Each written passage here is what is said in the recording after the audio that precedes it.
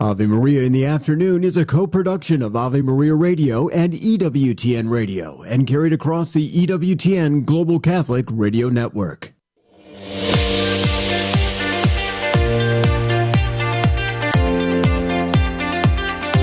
Welcome to Ave Maria in the Afternoon, examining the world through the lens of faith from the heart of the Church to help us navigate the culture. Here's Dr. Marcus Peter. Good afternoon. Thank you very much for joining us on this hour of Ave Maria in the Afternoon. I'm Marcus Peter.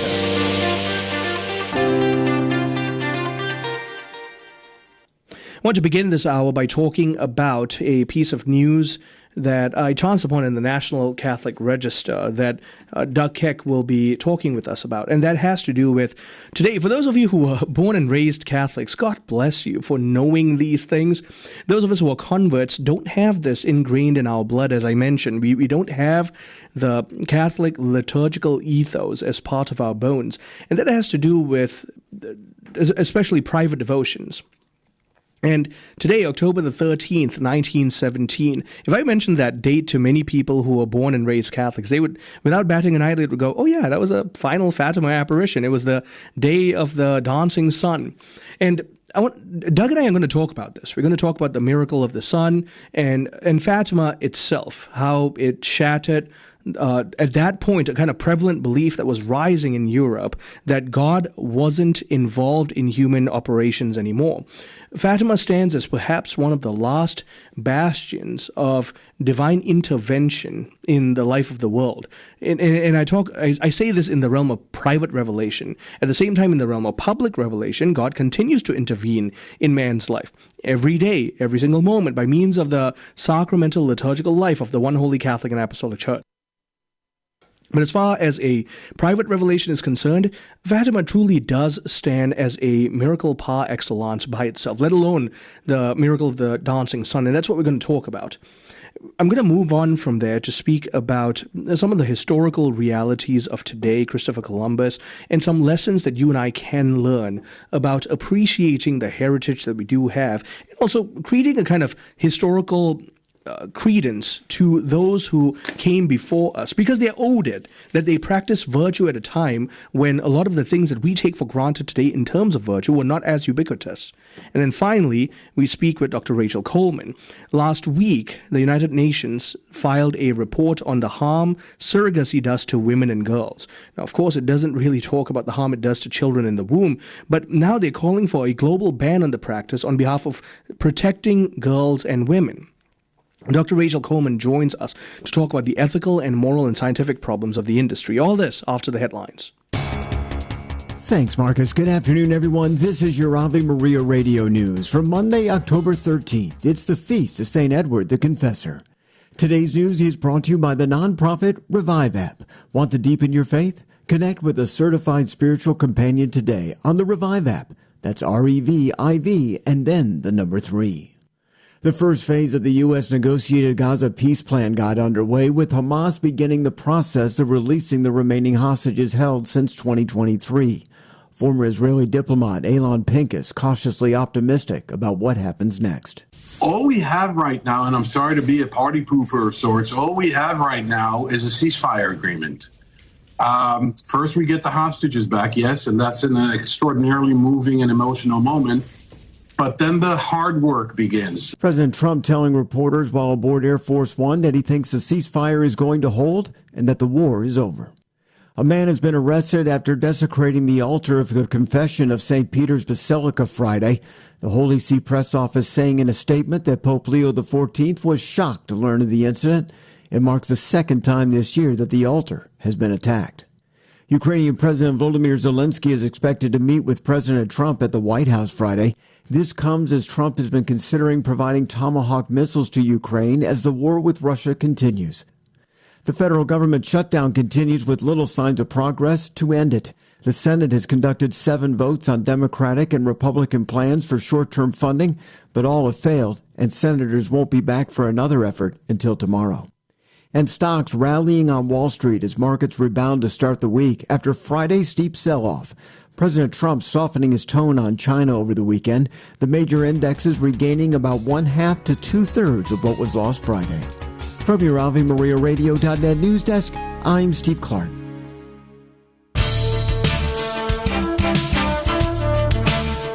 Good afternoon and welcome back. I'm Marcus Peter. October the 13th, 1917, the final day of the Fatima apparitions and the great miracle of the dancing sun. Never before and never since have we seen a similar miracle. Joining me to talk about that miracle, but also just Fatima in general, the work of private revelation in the life of the faithful, is our friend Doug Keck of EWTN. He is no stranger to this program. Doug, so great to have you join us again. How are you? Always a pleasure to be on. Thanks for having me back. The joy is completely mine. And I love the way you think about Western civilization in light of all these truths of our faith. And this is no different. To share with us your own experience of Fatima as an apparition. Sure. Well, one thing I will say is I became really familiar with Fatima in fifth grade when Sister Mary Helene had a book in her little library in the classroom, and I went over and picked up the book and I read about Fatima, and ever since then it really has been. I mean, if you can have a favorite, apparition, so to speak, that was always it. And, of course, falling in love with the Shepherd Children, the wonderful video that was done by CCC that had to do with Fatima, the day the sun danced, was a wonderful cartoon that we feature on EWTN every year. My kids love it. And Father Fox was involved with that, the real Fatima priest, and I had the pleasure of knowing him quite well and interviewing him multiple times about Fatima, and always had a great connection and devotion to Fatima. And that Father Groeschel clearly did, and that fed into your own deepened development of your devotion to Fatima, undoubtedly. Right. Absolutely, and obviously, from a programming perspective, we actually made a film on Fatima ourselves, and one of the things we did with it was to make sure, working with John Elson and his team, was that we actually reenacted each of the 6 separate, apparitional times, each one happening through May, June, July, August, September, and October, to show each one of those, and we feature those as spots so you can actually see what they are. And this way, it's not what people tell you. And of course, one of the things recently I've been involved in on Father Spitzer's Universe, we've been going through one of his books and having to do with science and reason and the faith. And one of the things we were talking about was miracles. And of course, one of them was the whole idea. We spent some time on the apparitions at Fatima, especially the day to Sundance, because, there are a lot of things like, some people saw it, and it's true that a lot of people saw it. People saw different things. Some people there didn't see anything, but there were people who were 90 miles away who saw something, who had no idea something was supposed to be going on, including many atheists who wrote news articles. And we have to remember, as you were alluding to earlier in the show, that Portugal was an atheist country at the time. Right. It was basically an atheist communist country. And this was the beginning of the turnaround in Portugal. And, of course, Our Lady said that Portugal would never lose the faith after that. So, it was interesting. There's lots of explanations. And we always have to take into account the idea that God can use natural things in a miraculous way, too. Right. And that's exactly what he did. We have to be very honest that a miracle, temporary suspension of natural laws for the glory of God, is exactly what happened with that miracle of the sun. Share with us what happened that day and just how it jarred the sensibilities of those in Portugal at the time. Well, obviously, Our Lady had promised that there would be a great sign, and that's why there were so many people there. Various numbers depending on what people, anywhere from 30,000 to 90,000 in the numbers. And of course, it was raining. People thought it wasn't going to happen. And then look at the sun and what people saw, the idea that some people saw the spinning sun, some saw the sun dancing, what they perceived to be dancing. There was the sense that the sun had dropped from the sky and was coming towards the people. People reported the fact that at the end of that part, even though it had been raining, the ground was dry and their clothes were dry, and so there was a lot of different things, phenomena, quote unquote, right, that occurred all at the same time that affected a great many people. Again, the vast majority of people. But we have to say, honestly, not everybody, and people saw different things. So, but one way or the other, it was something that you can't really explain. They've tried to explain it with, it's a comet. It's somehow the rainbow in this unique form. There's several different ones, in fact, in Father's book where he goes through each one of those things, which are, possibilities, but also reasons why they really aren't the solution or the answer. Right. But I think the biggest thing for us as Catholics to remember is that, we live in the miracle of the Son. Jesus Christ is the miracle of the Son. He is the Son. And so if we believe in the Eucharist, right? Yeah. Well, that's a miracle every time we go to Mass. So if we can believe that God can do those things, and if we believe that the only reason we exist is because we exist in the mind of God, well, it doesn't seem like the miracle of Fatima is that big of a deal. That's good perspective, and that reminds me. When I was a Pentecostal, one of the arguments against the Catholic Church I had said was the Catholic Church has moved away from miracles and signs and wonders, and so the only church that's true is the Church of Signs and Wonders. But what you've said is completely true. The Eucharist is the biggest miracle we witness every day. Mm-hmm. Right, exactly. And one thing, I'll tell you a story what happened to me. We were doing, when Jacinta and Francisco were made blessed back in 2000. I can't believe it was 25 years ago. But I remember that we were doing that event, and we're anchoring it out of the studio. And back in those days, it wasn't as easy technologically to get feeds as it is today. Everything comes on the internet or on fiber, and it's very solid, and there's lots of backup plans. Back then, we were still doing everything via satellite, so we had to get a feed out of Portugal, which was coming out of the Basilica there in Fatima. And in the middle of the coverage there, we started losing the feed, and it was breaking up, and it wasn't looking good. And I remember walking back into the technical operations center where the feed's coming in, and I'm looking at the downlink, and I just, looked up and I said, all right, kids, if you want people to see this, you better fix it. And immediately I will tell you that the feed cleared up like that. Absolutely cleared up. And it was fine. No, we didn't do anything different. I can't tell you that my prayer or my reaching out to them changed it, but it changed it at the same time. I know what I believe, so that gives you a sense of my devotion to Fatima. That's truly beautiful. And I also love the way you spoke to them because, seeking their intercession demonstrates that they are real people who are in connection to us. Right, absolutely. I mean, that's the thing with these people, as we know. Jacinta was a little girl. She was a bit of a rascal. Francisco was kind of quiet. He had some of his own problems. Lucia was the one who really was the leader and the one who, was able to get catechetical teaching because she cared so much about her faith. But they were just kids.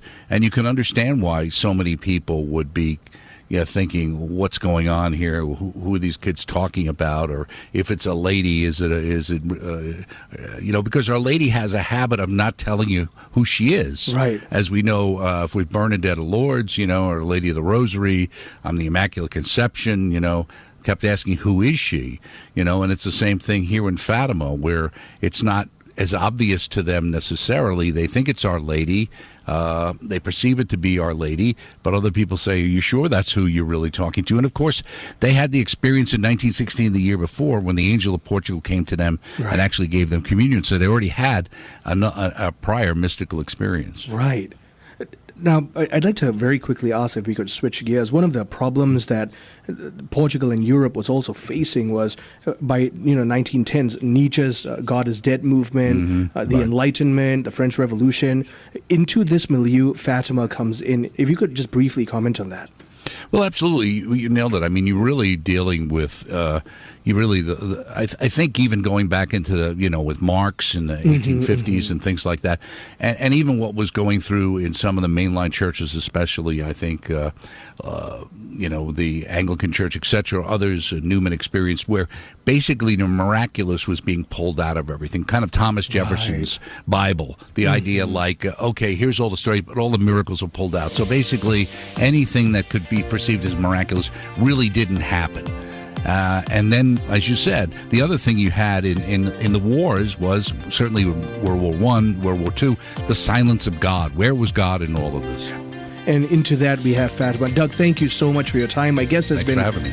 My guest has been Doug Keck of EWTN. He's been showing us the wondrous significance of this miraculous apparition that is Fatima. Stay tuned. I'm Marcus Peter. Do you own popular index mutual funds or ETFs? If so, you're automatically own shares of companies that conflict with your moral beliefs. Ave Maria mutual funds are managed to conform to pro-life and pro-family values. Long-term investors can invest in the no-load Ave Maria mutual funds. The experienced professional portfolio managers make decisions based on investment fundamentals and pro-life values. You can learn more about Ave Maria mutual funds today at 866 Ave Maria or visit AveMariaFunds.com. St. Therese once told her sister Celine that when we trust ourselves and not God, our soul becomes barren and incapable of virtue. Her remedy? External works of charity. We all try to do it on our own sometimes without asking for God's help. At St. Paul Evangelization, we suggest sharing the gospel with someone who needs it. Check out streetevangelization.com to find a team near you where you can share the love of Jesus. If there isn't one in your area yet, perhaps God is calling you to start a team in your city. To learn more, visit streetevangelization.com. The wisdom of Mother Angelica. And we need to pray for all our world leaders and all those who are in such danger. See, in a day and age where people are getting further away from God, you get further away from goodness. Only God is good. You remember what our Lord said one day? Why do you call me good? He said, only God is good. Only God. EWTN. Live truth. Live Catholic. In her diary, St. Faustina wrote, "If only I had a spiritual director from the beginning, I would not have wasted so many of God's graces. If even the saints needed spiritual guidance, how much more do we?" The nonprofit Revive app lets you meet virtually with certified spiritual companions, scheduling sessions at your convenience, helping you grow closer to Christ. Your first 2 sessions are free. Download the Revive app today.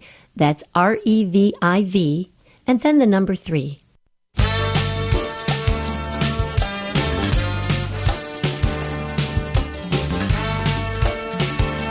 Good afternoon and welcome back. I'm Marcus Peter. It's Christopher Columbus Day. It's become a litmus test for our imagination of the West. You say his name in the classroom, you can watch how quickly the discussion drifts from ships and charts to, unfortunately, recently, sins and slogans. And that drift is its own story. Because we are less interested in how a Genoese mariner stitched the world together than in how we might unpick the seams. It's easier to live in modernity and to condemn the past. Condemnation requires little memory, a confident tone, a few memes, and definitely no effort. Understanding demands study, history, theology, cartography, and the weary admission that human beings are complicated and that we don't have a capacity of understanding them completely. Columbus, inconveniently for the modern mood, was very human and very consequential to the West. The old Orson Welles line, you put it in the mouth of Harry Line about the Borgias and the cuckoo clock, has its problems, but the paradox it plays is not entirely wrong. Social turmoil can be the rough soil that produces genuine achievements. 15th century Europe lived with plague aftershocks, dynastic chaos, Ottoman pressure, a church in need of reform. The map room still centered the world on Jerusalem for the most part. The learned knew that the earth was a sphere, but they didn't know how wide the oceans ran between the known continents. The uncertain space is where courage, or folly, looks the same until it works. And so Columbus bet on trade winds. He underestimated the globe. He found a hemisphere. And some historians said that a few decades later, it was one of the greatest historical events, save maybe the Incarnation and the Passion. And that's hyperbole. We can forgive that to a point, because cautious men tend to get excited when the world doubles. And the West that followed didn't fall from the sky either. It formed itself. Many missteps, some noble, some disgraceful, we can admit that. But a good number lived in the ambiguous middle for the most part, guided by Judeo-Christian principles. Columbus actually sits inside that process. So the modern caricature that paints him as the original villain of oppression is farcical. The truth is more Catholic, if I'm being honest. He was a Christian. He prayed, he bargained, he read the scriptures, he attempted some prophetic outlook. The moderns can blush at his achievements, but you have to understand that we can look at his ambition with a mixture of both piety and also a sense of disappointment. So yes, he kept company with the Franciscans more than courtiers. His book of prophecies, he stated that his vocation was something God pressed on his mind and will. And that sounds eccentric to us, but then again, most saints and some scientists sound eccentric to us too. The charge sheet against him from modernity is very familiar. The usual: slavery, disease, greed, cultural destruction, the rest of that usual inventory. Some of it is accurate in part, but the vast majority of these accusations are anachronistic, because almost all of it ignores the fact that at that time, the church actually sent missionaries westward. And the church sent them with the legal and moral tools of canon law and divine revelation, which the critics now judge as in hindsight. Bartolome de las Casas, for example, he protested the treatment of the natives, but he did so as a bishop with a Bible, not as a blogger with a modern grievance. Francisco da Vitoria articulated natural law limits on conquest and the rights of indigenous peoples. He actually laid the foundations for some of our understanding of international law today. Pope Paul III, for example, he taught that the newly encountered people could not be deprived of liberty or property, private property ownership, and that their conversion must be proceeded by preaching an example constantly. And he said in the 16th century what many empires never admitted in any century. The Spanish crown even paused its expansion to debate Catholic morality of colonization, particularly at Valladolid. If hypocrisy in the conquest was present, then we have to admit that it was present in an honest struggle towards Christian principle. And that's how moral progress usually happens. People of faith argue, they repent, they legislate, they try again, they try to adhere to all that Christ has revealed. That's what has always happened throughout history. And so the modern indictment suffers from the selective memory that all peoples encountered. Columbus initially praised the Tainos for their gentleness, their quickness to learn prayer, but he also learned that the Caribbean was no Eden. Carib raids, slave-taking, which by the way preceded his entrance into that area, ritual violence predated the European landfall. Now, listen, don't be so myopic as to then say, oh, you're engaging in whataboutism. No. This is an objective acknowledgement of the historical facts. This is a reminder that if we try to pass moral judgment from some kind of moral high horse of superiority without historical context, well, we slide into nothing more than farcical theater.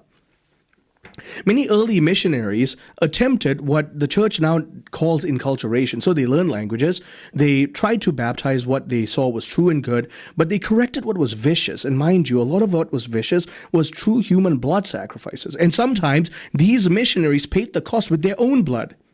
But they preached a God that no one had heard about before, one who had offered himself as sacrifice for the sake of salvation of all mankind, including those that Columbus was acknowledging and encountering. This was a shock to cultures, because in those cultures, the gods demanded blood because the gods don't bleed. And here our God bled out because he wanted to pour out his blood for the salvation of the world. You could call that imperialism, but my friends, this was the gospel colliding with true human brutality. And of course the people then gravitated towards the worship of a crucified savior who rose from the dead. Better that than the alternative. The more serious criticism runs deeper than behavior, though, that Columbus unleashed a Western hegemony that flattened cultures, the usual, exploited nature, enthroned profit, Western colonialism.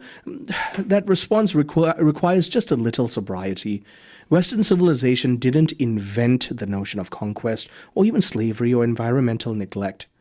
And in fact, there are cultures that are superior. And mind you, take this from a black Asian immigrant. I'm telling you right now, there are cultures that are superior because they are grounded in superior worldviews and orders.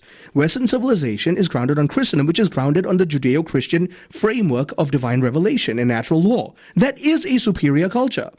And so even working within the milieu of the time, where conquest, slavery, and environmental neglect were ubiquitous norms, Western civilization created the self-critique that named those things as evil and reprehensible, and created the legal and canonical categories that either restrained them or completely did away with them. Western civilization also provided the scientific method, so that people could learn how to steward nature rather than fear it as mystical. And Western civilization created the evangelizing habits so that tribes and kings alike stopped seeing themselves as God and acknowledged God as the true God. So if people utilize moral vocabulary to condemn the West, understand this. The very vocabulary that's being used, the very moral standards that are being used, are gifts of the West itself. Salamanca, Aquinas, Augustine, Moses, the prophets, you name it. So if one wants to dismiss all of that and to stand on a moral high horse today, I think one has to really check one's conscience. The dignity of the human person lies at the center of this story. The Christian claim is scandalous because it's so simple. Man is made in the image of God, redeemed by the blood of Christ. Man is fallen, man needs a savior. Man is now called to friendship with the triune God, something hitherto impossible. And more than that, because of all this, man is now destined for divine glory, participating in the divine life. My friends, that claim overturned pantheons of paganistic religions. And because of that, it reshaped law and labor and art, architecture, study, leisure, the university, the intellectual tradition, the very idea of universal human rights. All of this comes back to the biblical revelation, the divine revelation of Christ. And so the voyages of the 15th and 16th centuries transmitted that claim to the ends of the earth. And yes, okay, we can acknowledge that some of the transmission was flawed. It always is. But the net effect, you and I reap it to this very day. It's lifted millions from a horizon of brutal blood sacrifice to where now every human person is a neighbor. The poor, the sick, the slave, they're all brothers in Christ. We owe people like Columbus that debt of gratitude because Columbus, like many others at the time, put Christ at the center of human innovation and civilization. So yes, let's rebuild the West in the image of Christ, as Columbus himself taught us to. Stay tuned. I'm Marcus Peter. When the need for senior care arises, home is where the heart is. Visiting Angels provides home care for mom or dad up to 24 hours per day, including personal care, meals, and light housework. You may select your professional caregiver with Visiting Angels. More information at visitingangels.com or at 877-374-LIVE. That's 877-374-LIVE. Visiting Angels, America's choice in senior home care. Ave Maria School of Law is the Roman Catholic law school in the United States. Consistently ranked in the Princeton Review as one of the best and most conservative law schools, as well as pre-law's most devout law school. Ave Maria School of Law provides a traditional legal education while emphasizing how the law intersects with the Catholic intellectual tradition and natural law philosophy. Ave Maria School of Law, unabashedly Catholic, consistently excellent. For more information, visit avemarialaw.edu. The following program is brought to you in part by mycatholicwill.com. Surveys show that more than half of Americans do not have a will. At mycatholicwill.com, it takes as little as 15 minutes to write your will and secure a legacy of faith. mycatholicwill.com is the exclusive online destination for creating a Catholic will. The process of writing a will is simple and now more accessible than ever. mycatholicwill.com, a legacy of faith for those you love. This program brought to you in part by Ave Maria, Florida, a big kind of small town where golf carts take you everywhere and there's always something fun around the corner.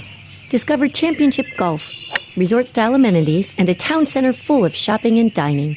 With Ave Maria University and Ave Maria Catholic Church at its heart, it's a community full of connection and charm. More than 25 model homes are available for viewing. More information can be found at avemaria.com. That's avemaria.com. Who is responsible for the death of Jesus?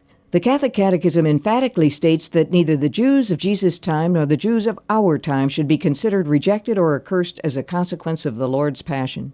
Not all the Jews in the religious hierarchy were opposed to him.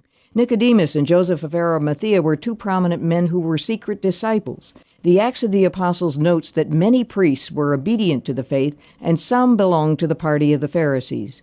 St. James reported to St. Paul that many thousands believed in the Lord and were also zealous for the law.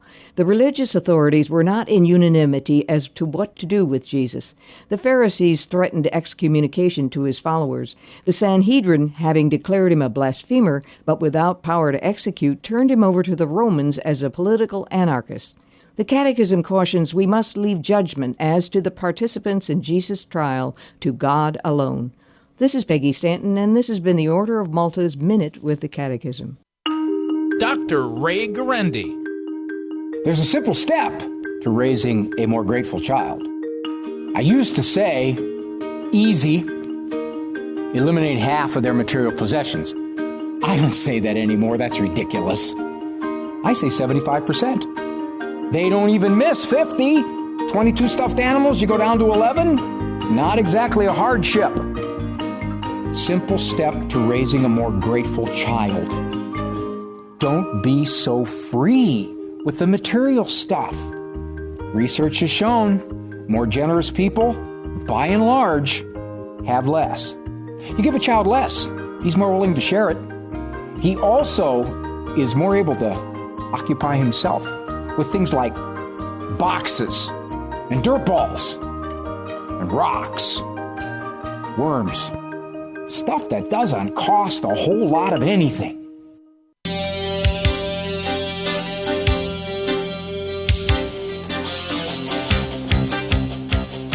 Good afternoon and welcome back. I'm Marcus Peter. A United Nations official has filed a report on the harm surrogacy does to women and girls, and they're now calling for a global ban on the practice. We discussed the many ethical and moral problems with the industry with Dr. Rachel Coleman. Rachel is an assistant professor of theology at Assumption University in Worcester, Massachusetts. Rachel, thank you for joining us. How are you? I'm great. Thanks for having me, Marcus. It's great to speak with you again. I don't know if you had a chance to take a look at the United Nations report, but just from the outset, while I'm glad for a movement in this direction, one of the things that becomes painfully clear is the report doesn't take into account the welfare of the child in the womb, but it does take into account the welfare of the women involved. I want to invite you to comment just kind of from a big picture perspective on that reality. Sure. I also want to say I'm grateful for the report, and also, it's telling that the report hasn't gotten much press. There are other reports like this from the UN that are splashed all over the news. So, but I'm grateful to the Special Rapporteur Reem Al Salem, who was brought to my attention through this. I think it is interesting that she doesn't make the argument with regard to, as you said, the child in the womb's welfare. But, I mean, if you read the report and you give it, a fair shake, I mean, it's pretty clear that this is also just bad for women in general. Mm-hmm. Al-Salem is the Special Rapporteur on Violence Against Women and Girls for the UN. Yep. And so, on the one hand, this is her... how shall we say, this is her task, right, to pitch this or to study this from the view of women and girls. She does write, I mean, it's not a theme throughout the report, but she does write that the children themselves are subject to worse consequences with regard to their bonds with their parents. And she also writes that they are subject to much worse consequences physically long-term than children who are, born of mothers that they're biologically related to. So it's not the focus of the report, but I did notice that she does mention that there are worse health outcomes for these children in general, and both psychological and physical. Now, do I wish she also talked about how this is bad for children? Of course I do. For the child in the womb, of course I do. But I wonder if also she's working within a context that she feels like she has to make the case, with regard to women who are serving as surrogates. Right. And let's then talk about like you've mentioned, the focus of the report being that surrogacy does a tremendous amount of harm to women, because it's easy to zero in on the rights of the child, which is a crucial consideration as well. But some of the things we've brought up, which is the notion of person versus product. Not just in terms of the child, but also in terms of the woman. It's not just her reproductive capacity. She is being treated as a product. Yes. Absolutely. I mean, not just the child is being treated as a product, which, of course, the child is being treated as a product that one can just buy at will, but the woman is as well. I mean, I have to say, as Catholics, I think it should be heartening to us that there are more than just Catholics talking about this. Mm-hmm. And so we've got this special report. And then there's one of my areas that I sometimes do work in is the overlap of concern between Catholics and radical feminists, which at first seem like we have nothing in common. But there's actually a radical feminist philosopher named Janice Raymond who wrote a book in 1993, published in 1993, called Women as Wombs. Mm-hmm. And she brings up a lot of these concerns as well, that when we think of surrogacy, like so many of these artificial reproductive technologies, we think of this as being merciful, right? I mean, of course, who wouldn't want a child, right? And who wouldn't want people who want to have a child to have a child? Mm-hmm. But there, below the surface, there are all these further complications. One of the primary ones being we treat the women who are surrogates as if they are products, as you said. A great example of this recently, actually, is that has been sort of highlighted in Wired magazine, of all places. At the beginning of last month, Wired published an article called "The Baby Died, Whose Fault Is It?" by a journalist named Emmy Nefield. And she highlights the story of this woman in Silicon Valley. She's a venture capitalist in Silicon Valley.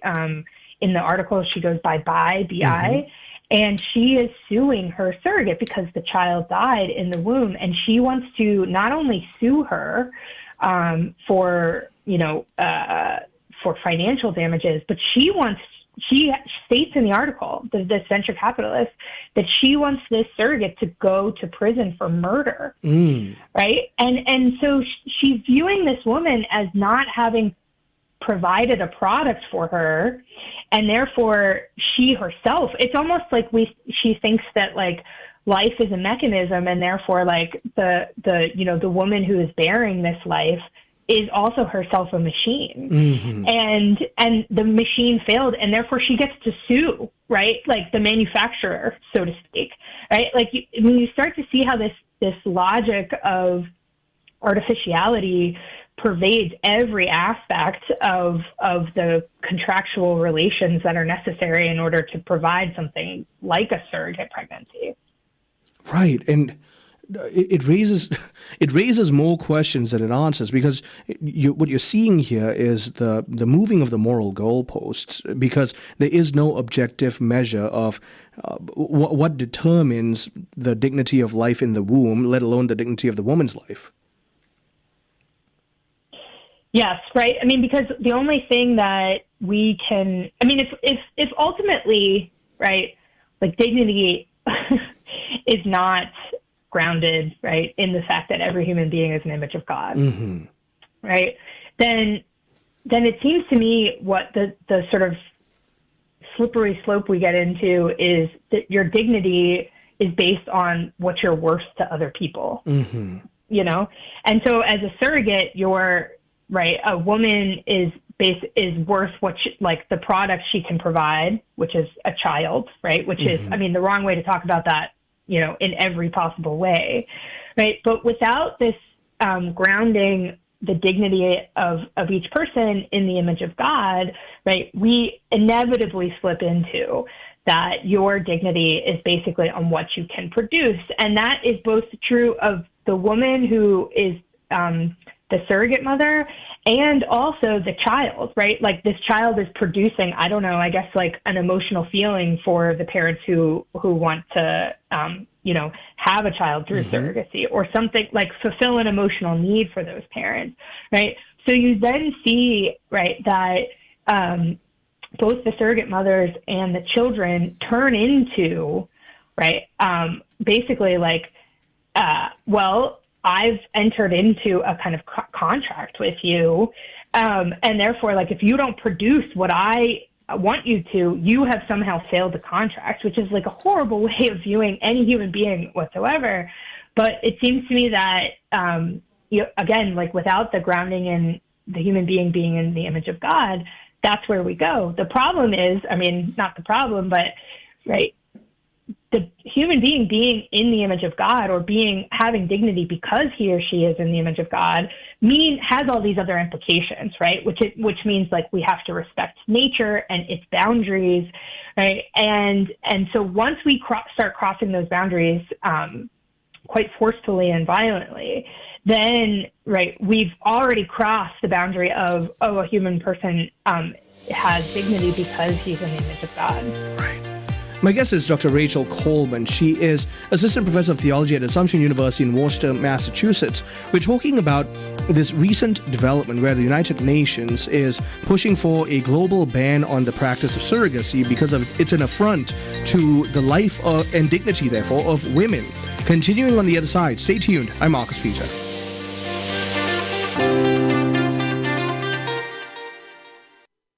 Ave Maria in the Afternoon is underwritten by the following nonprofit organization: Real Estate for Life.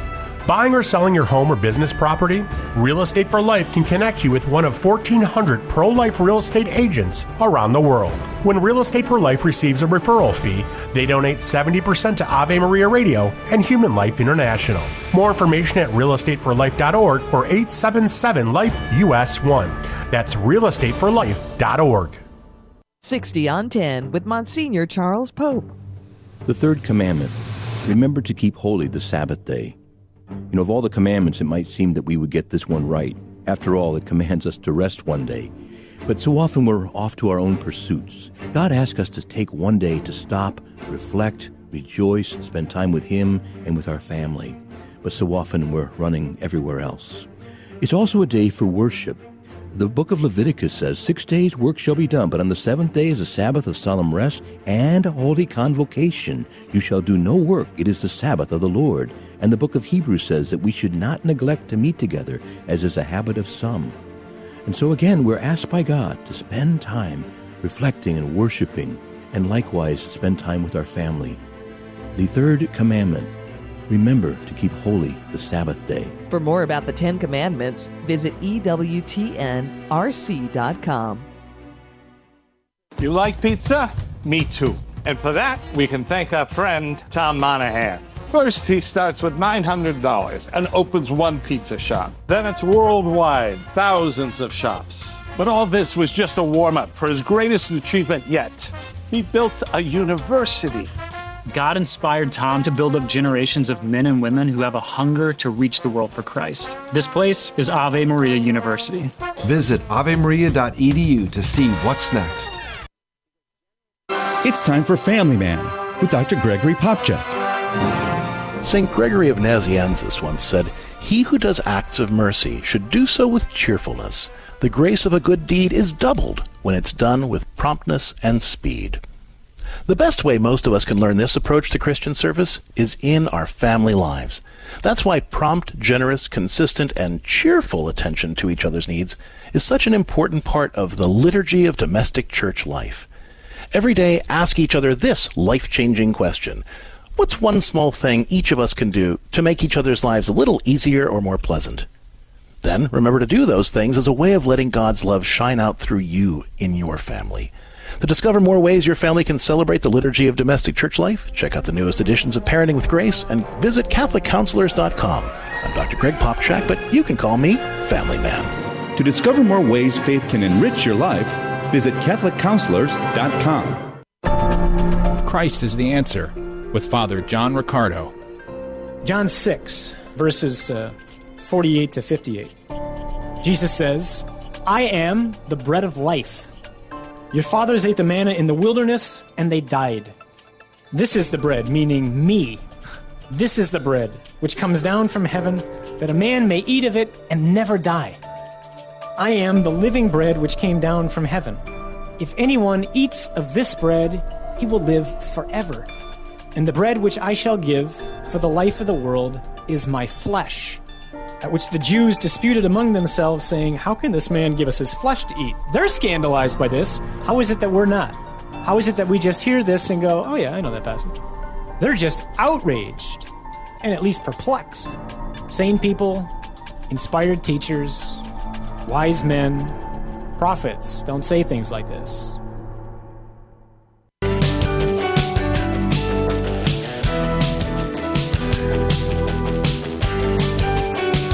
Good afternoon and welcome back. I'm Marcus Peter. I'm talking with Dr. Rachel Coleman, Assistant Professor of Theology at Assumption University in Worcester, Massachusetts. Rachel, I want to go back to some of what you were saying pertaining to a amorality of viewing the human person. When absent an objective, overarching premise of the value of each individual person, the way in which we ascribe some kind of merit to an individual is unfortunately very utilitarian. And so with this problem of surrogacy, we've got this means and ends problem. If you could just help us understand that a little more.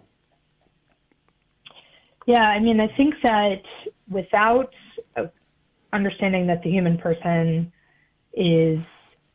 has dignity just because he or she is a human person, right? But ultimately that lies in knowing that the human person is created in the image of God. Then we slip into, as you just said, Marcus, utilitarianism, right? What utility can this person provide? And that's where his or her dignity lies. With regard to surrogacy, it seems to me, right, the mother, the surrogate mother, I should say, right, she provides, right, this, utility of growing a child, right, that's not hers for someone, but it doesn't view her as a whole person. Right. Similarly, the child who is being grown by surrogacy, he or she provides the utility to the parents of like fulfilling some kind of emotional need. But again, it doesn't view that child, right, as a whole human person. And that's where a lot of problems come up. Could you also comment on the fact that we are seeing a surge in the entire industry of surrogacy happen from affluent nations and individuals seeking out, well, for want of a better expression, really poorer or less developed nation. And so there really is a moral problem of the exploitation and coercion of the individual. Yes, it's almost always the case. And again, the UN report explains this and backs it up with data that the woman who is providing the surrogacy services is of a lower socioeconomic background than the people who are contracting the surrogacy services. It's similar. I mean, in a way, it sounds very striking to people, but I'm going to make the analogy, right? It's similar to what we would call like sex work or prostitution, right? And the reason I make that analogy is because once one makes that legal, right, then in the minds of, the culture or the people of the culture, right, it's sort of like, well, this is an option. You should do this to bring yourself out of poverty, right? You should do this to help yourself economically, right? So here, instead of sex work or prostitution, it's instead, right, having children or carrying children for other people. But once this becomes a legitimate option, then it's almost like the would-be surrogate mother has to sort of say like, well, I'm choosing not to do that. And then the sort of cultural accusation is, well, this would have been an option for you to take out of poverty. And so once we put this on the table culturally, right, then you almost blame the poor woman. You almost blame the woman in a lower socioeconomic status for not taking that option. And that's a real problem as well. Right. And the other thing is, right, then again, we go back to treating this woman, right, as if she is owned by the people who are contracting her, right? I saw another thing in the UN report that I noticed was that most of these women who are providing surrogacy services are required in advance to sign away their medical decisions, right? Which means that like the people who are contracting her for surrogacy get to make all of her medical decisions for her, right, over the course of the pregnancy. Right. I mean, if that doesn't sound like a sort of a kind of slavery, I don't know what is, actually. I hate to be crass about this, but it truly is slavery. It's the ownership of the body of the woman, because based on that premise, she ceases to have a real free sense of moral agency over her life, her body, and therefore the life in the womb. Yes.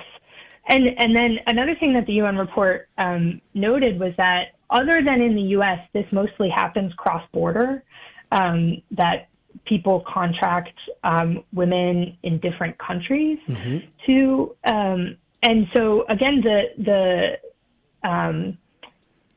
possibilities for abuse are so large because, right, you're contracting with a woman in a country that maybe doesn't have the same laws, the same sense of human rights, right, as your country does. So even if the people who are contracting surrogates, right, aren't intending it, right, the consequences and the implications are still there for this kind of slavery and exploitation.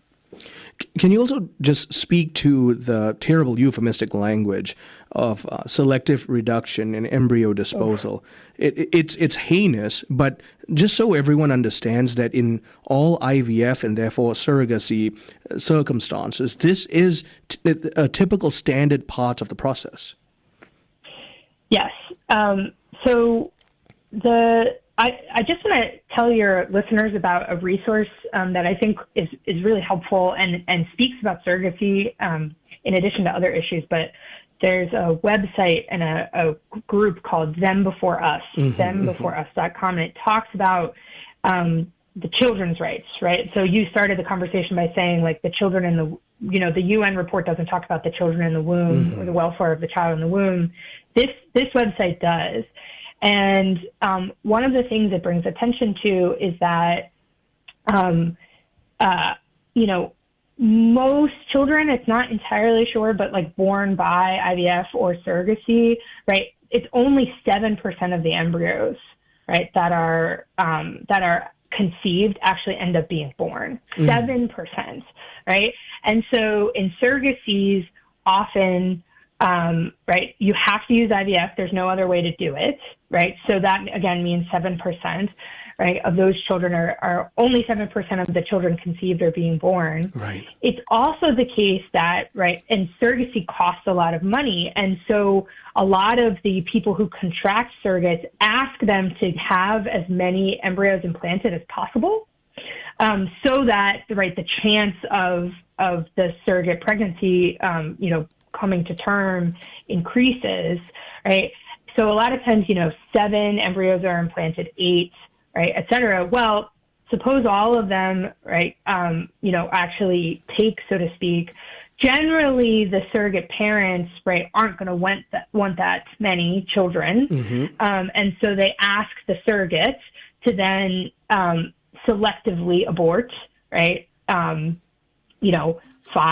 6, 7 of those children. And so, I mean, IVF, no matter what, right, IVF is almost always, right, again, apparently 93% of the time, right, results in the death of children who were conceived.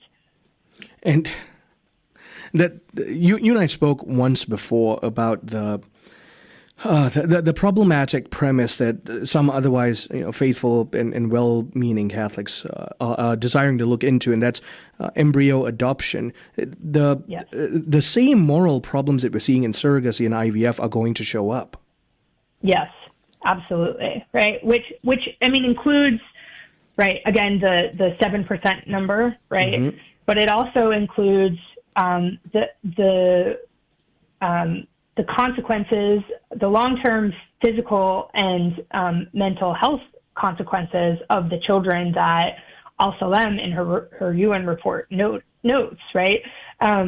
You can't sort of, intent your way around that, right? Even though like you're trying to do this to save a child, or right, you can't sort of intent your way around.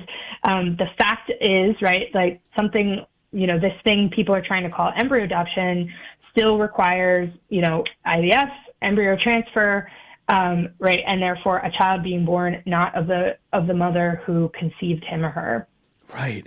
And so we go back then to the language of this very, very standard reality that we're doing this not because we don't want parents to have children, but because things have to be ordered rightly in terms of natural law, let alone divine revelation, for the sake of the good of flourishing, not just of the child, but of parents and of society. Absolutely. I mean, again, right, it seems, who doesn't want more children, right? And certainly the Catholic Church does. When I discuss this with my students, right, it's kind of interesting, right? Because especially if they're not so familiar with the Catholic Church's moral teaching, they're like, wait a second, the Catholic Church is against both contraception and IVF? Like, you'd think that it would be against one or the other, actually, right? And so the thing is, of course the Catholic Church wants more children. We all want more children, or most of us do, right? But the Church also, I think, is the sort of last strongest defender of the order of nature. Yep. Right? And that order was an order created by God, and that is why the Church wants to defend the order of nature, right? And with this pervasive logic of control in the modern world, right, we see, I think, its effects most devastatingly when it comes to thinking that we can control how and when children are born. Right. Rachel, thank you very much. I know this was a challenging topic, but you handled it beautifully. I'm very grateful that you were here with us today. Thank you very much for having me. My guest has been Dr. Rachel Coleman, Assistant Professor of Theology at Assumption University in Worcester, Massachusetts. And we've been talking about the problem of surrogacy and how it is truly immoral because it is an affront to the life of the child and the mother. Thank you for joining us. I'm Marcus Peter.